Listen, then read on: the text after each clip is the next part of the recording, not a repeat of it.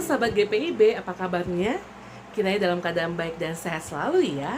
Ya, kembali lagi di Night Call GPIB bersama saya, Pendeta Novianti Situmorang, yang akan membawakan perenungan pada malam hari ini. Ya, sahabat GPIB yang Tuhan Yesus kasih, perenungan kita pada malam hari ini dari kitab Injil Lukas, pasal yang ke-20 ayat yang ke-18 sampai yang ke-19.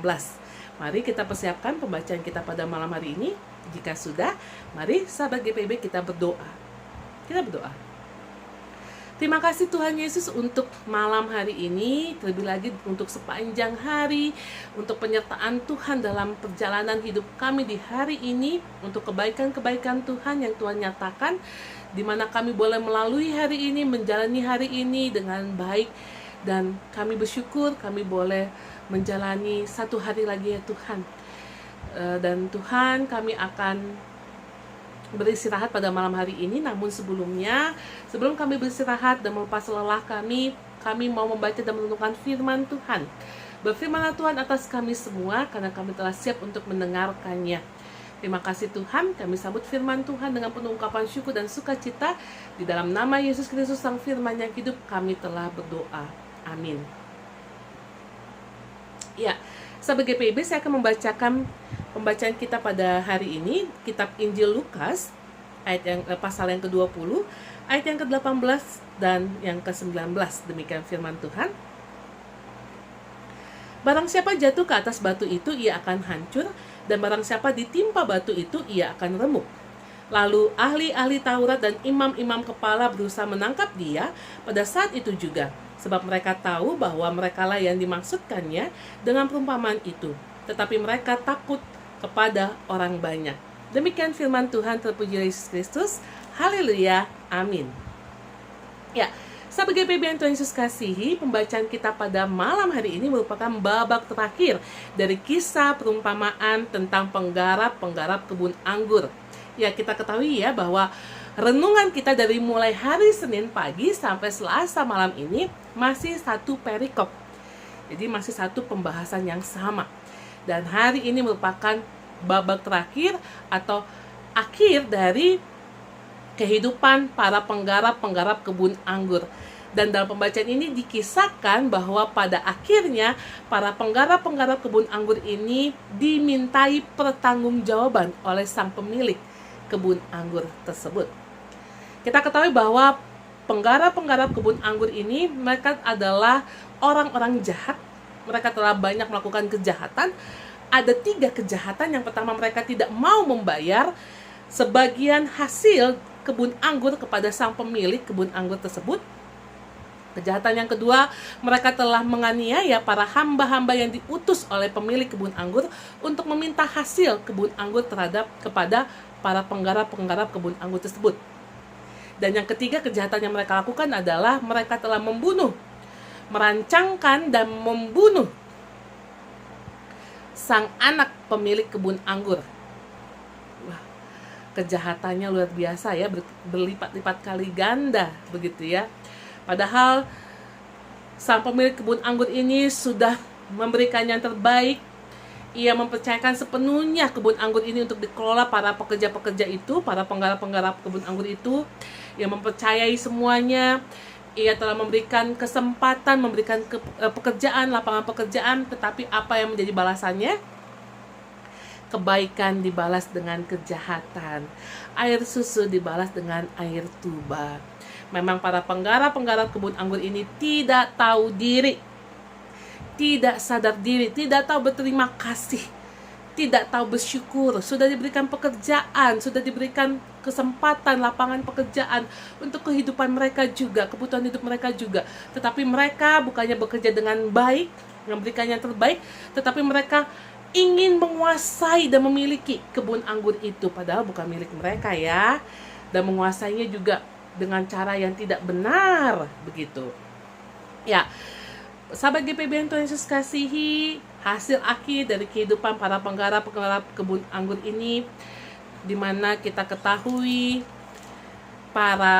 sang pemilik kebun anggur menuntut pembalasan, membuat perhitungan, dan juga meminta pertanggungjawaban. Karena apa yang telah dilakukan oleh penggarap itu sudah keterlaluan, sudah kelewat batas begitu. Makanya dikatakan di sini, kalau kita kembali melihat di ayat yang ke-16, ia akan datang dan membinasakan penggarap-penggarap itu dan mempercayakan kebun anggur itu kepada orang-orang lain. Ya, kita lihat dan dikatakan juga tadi ya di ayat yang ke-18, barang siapa jatuh ke atas batu itu ia akan hancur, dan barang siapa ditimpa batu itu ia akan remuk. Jadi memang hasil akhirnya adalah para penggarap kebun anggur itu mendapatkan akibatnya, kena batunya. Mereka harus mempertanggungjawabkan perbuatannya. Mereka harus menerima konsekuensi apa yang telah mereka lakukan. Pembacaan hari ini mau mengingatkan juga kepada kita untuk senantiasa berhati-hati, senantiasa untuk waspada dalam melakukan apapun. Dalam menjalani hidup ini, kita diingatkan untuk tidak sembrono. Kita diingatkan untuk melakukan yang terbaik, melakukan apa yang seturut dengan kehendak Tuhan. Karena apa? Setiap perbuatan kita, setiap apa yang kita lakukan dalam dunia ini, ada pertanggungjawabannya. Tuhan akan meminta pertanggungjawabannya. Dan setiap yang kita lakukan dalam dunia ini ada konsekuensinya, akan ada dampak yang akan kita terima nantinya. Entah nanti ketika Tuhan datang dan Tuhan akan menghakimi kita, atau saat itu juga, gitu ya. Dampak itu, konsekuensi itu bisa kita dapati entah saat itu juga, ketika kita melakukan sesuatu, dan saat itu juga kita akan mendapatkan dampak itu, konsekuensi itu, atau nanti ketika nanti Tuhan datang menghakimi kita semua, Tuhan akan memberikan, Tuhan akan menuntut, gitu ya. Tuhan akan memperhitungkan apa yang kita lakukan, Tuhan akan meminta pertanggungjawaban kita, dan Tuhan nanti akan memberikan konsekuensi sesuai dengan apa yang kita lakukan di dalam dunia ini. Sehingga mari sahabat GPIB yang Tuhan Yesus kasihi, malam hari ini kita mau mengevaluasi diri, mengkoreksi diri apa yang sudah kita lakukan hari-hari ini, hari lepas hari, atau sepanjang hari ini. Apakah kita sudah melakukan yang benar, yang baik, seturut dengan kehendak Tuhan, memuliakan nama Tuhan, atau mempermalukan nama Tuhan? Melakukan banyak sekali tipu muslihat, kejahatan. Hati-hati, jangan sampai kita kena batunya baru kita menyesal. Jangan sampai kita kena batunya baru kita sadar. Tapi malah kadang-kadang ada yang sudah kena batunya tidak menyesal, tidak sadar. Itu parah itu.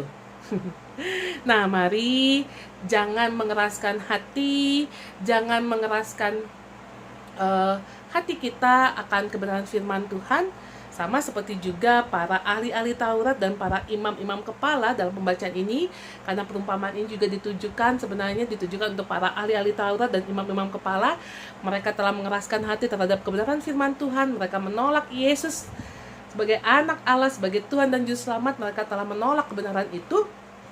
Dan Tuhan melalui perumpamaan ini, sebenarnya Tuhan Yesus ingin menyadarkan para ahli-ahli Taurat itu dan para imam-imam kepala itu. Namun mereka tetap mengeraskan hati mereka,